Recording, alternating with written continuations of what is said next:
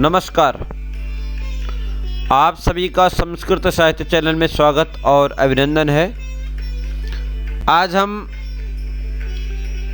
कवि कालिदास विरचित रघुवंश महाकाव्य के प्रथम सर्ग के 16वें श्लोक से लेकर के और 20वें श्लोक पर्यंत तक अध्ययन करेंगे। श्लोक इस प्रकार से हैं। भीमकान्तैर्नृपगुणैः सबभूवोपजीविनाम् अदृश्याश्चाभिगम्यश्च यादो रत्नैर्निवारणवः रेखामात्रमपेक्षुणात् आमनोवर्त्मनः परम् न व्यतीयुः प्रजातस्य नियन्तुर्निमिवृत्तयः प्रजानामेव भूत्यर्थं शताभ्यो बलिमग्रहीत् सहस्रगुणमुत्स्रष्टुम् आदत्ते हि रसं रविः सेनापरिषदस्तस्य द्वयमेवार्थसाधनम् शास्त्रे स्वकुण्ठिता बुद्धिः मौर्वी धनुषि चातता तस्य संव्रतमन्त्रस्य गूढाकारेङ्गितस्य च फलानुमेया प्रारम्भाः संस्कारा प्राक्तना एव।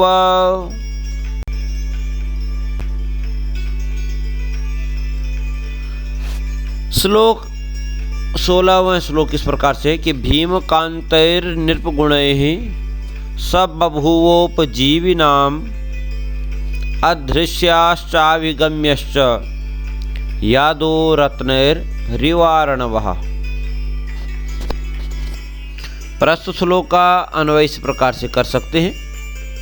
भीमकान्तैः नृपगुणैः सह उपजीविनां यादो रत्नैः अर्णव इव अदृश्यश्च अभिगम्यश्च बभूव। इदानीं राज्ञः दिलीपस्य वर्णनं चलति। संदर्भ पूर्ववत रहेगा और प्रसंग में भी दिलीप का वर्णन चल रहा है।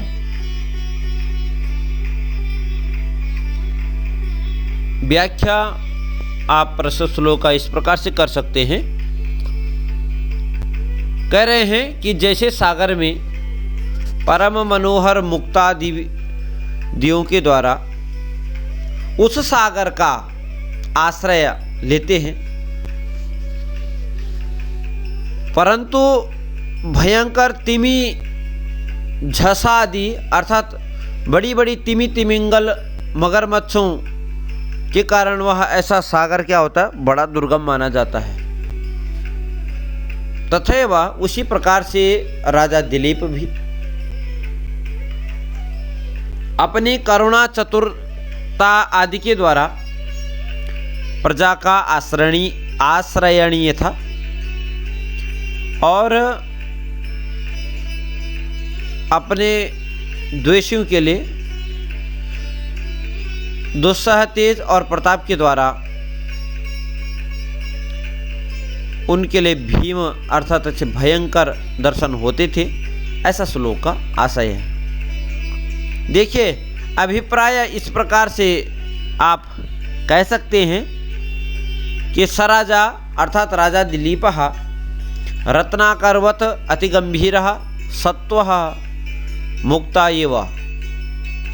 वह राजा रत्नाकर समुद्र की तरह अति गंभीर और सत्व, जैसे सागर में मुक्ता मणियों के कारण लोग वहाँ जाना भी चाहते हैं, आश्रय लेते हैं ऐसे सागर का, परंतु उसी सागर में बड़ी बड़ी मछलियाँ, मकर आदियों का भी वहाँ डर रहता था।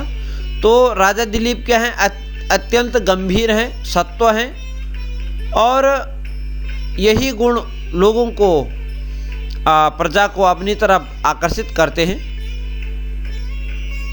परंतु क्रूर पुरुषों के लिए भी, दुर्जन पुरुषों के लिए वह भीम दर्शन है, ऐसा प्रस्तुत श्लोक में कहा गया है।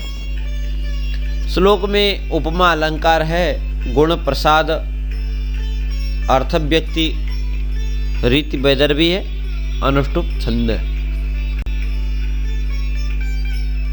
अगला श्लोक है, रेखा मात्रमपि क्षुणात् आमनो वर्तमनः परम न व्यतीयुः प्रजातस्य नियंतुर्निमिवृत्तयः।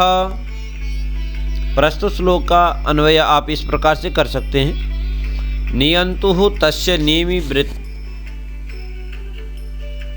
निमिवृत्तयः प्रजाः आमनो क्षुणाद् वर्तमनः परम रेखा मात्रम अपि न व्यतीयुः। संदर्भ पूर्ववत की तरह रहेगा। प्रसंग में भी राजा दिलीप का वर्णन चल रहा है, और प्रस्तुत श्लोक का आप इस प्रकार से वर्णन कर सकते हैं। व्याख्या आप इस प्रकार से लिख सकते हैं, जैसे सारथी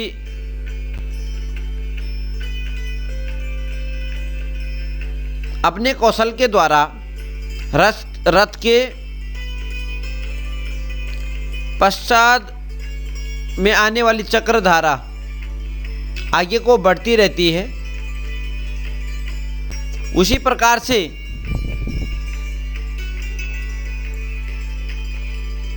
यह राजा दिलीप भी क्या करता है, और एक रेखा खिंच जाती है। रेखा तो दिलीप क्या है, प्रजा पालन में कुशल है, और वह अपने प्रजाजनों को शासित करने में अभ्यस्त है। मनु द्वारा प्रशस्त मार्ग का वह अनुसरण करते हैं, ऐसा प्रस्तुत श्लोक में कहा गया है।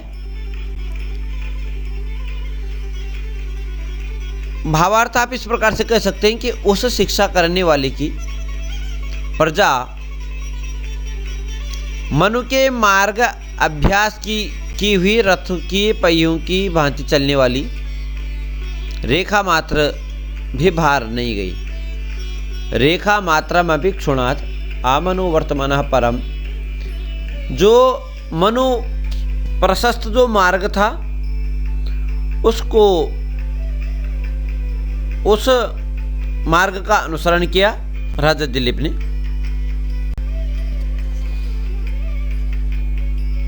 अगला श्लोक है, प्रजानामेव भूत्यर्थम शताभ्यो बलमग्रहीत सहस्रगुणमुत्सृष्टुम आदत्ते हि रसं रविः।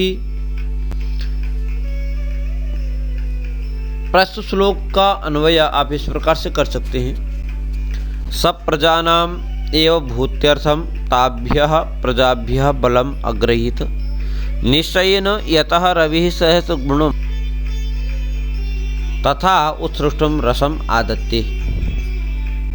संदर्भ प्रसंग पूर्वत रहेगा।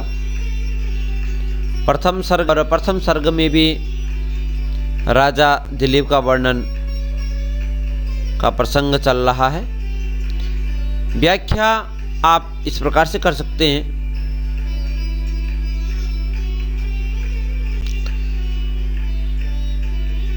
जैसे रवि अपनी किरणों के द्वारा पृथ्वी से रस को ग्रहण करता है और समय आने पर पुनः ही सहस्र गुण का जो जल है वह वसुधा को देता है, और वो जल दे करके वसुधा क्या हो जाती, धन धान्य समृद्ध वाली होती है। वैसे यह राजा दिलीप भी क्या करते हैं, प्रजा से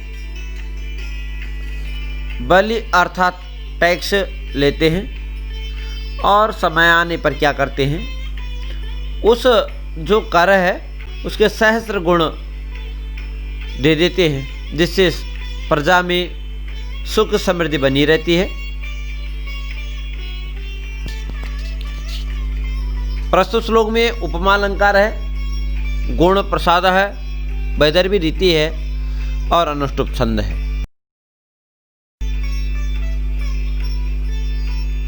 अगला श्लोक है, सेना परिच्छदस्तस्य द्वयमेवार्थ साधनम शास्त्रेषु कुंठिता बुद्धि मौर्वी धनुषि चातता।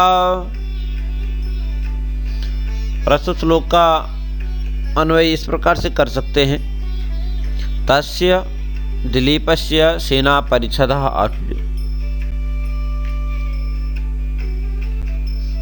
शास्त्रेषु अकुंठिता बुद्धि धनुषि आतता मौर्वी च एतद्द्वयम् एव अर्थ साधनम बभूव। संदर्भ पूर्वत प्रसंग भी पूर्वत रहेगा। भावार्थ या व्याख्या आप इस प्रकार से कर सकते हैं,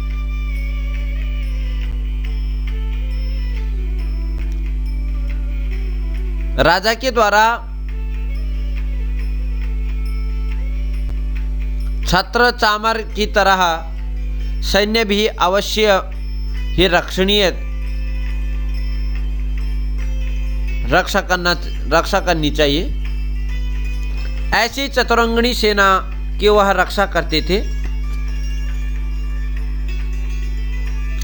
स्वयं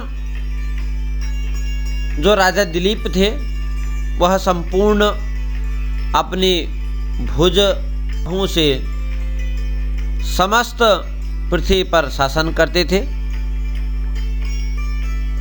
अर्थात किसी भी कार्य में अन्य पुरुष की अपेक्षा नहीं थी, वह स्वयं इतने बलवान थे। ये प्रस्तुत श्लोक का तात्पर्य है। प्रस्तुत श्लोक में उपमा अलंकार, प्रसाद गुण, वैदर्भी रीति और अनुष्टुप छंद है।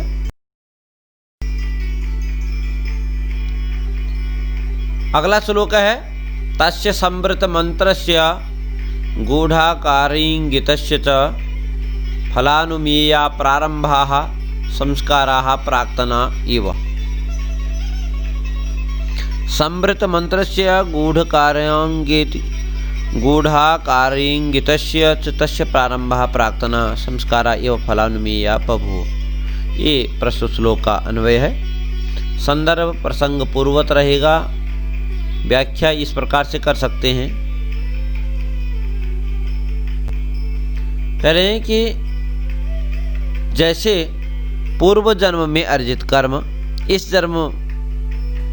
जन्म में फल दर्शन दे रहे हैं ऐसे जान पड़ता है, वैसे ही दिलीप भी गूढ़ मंत्रण कार्य में फल दर्शन के द्वारा अन्य जनों के द्वारा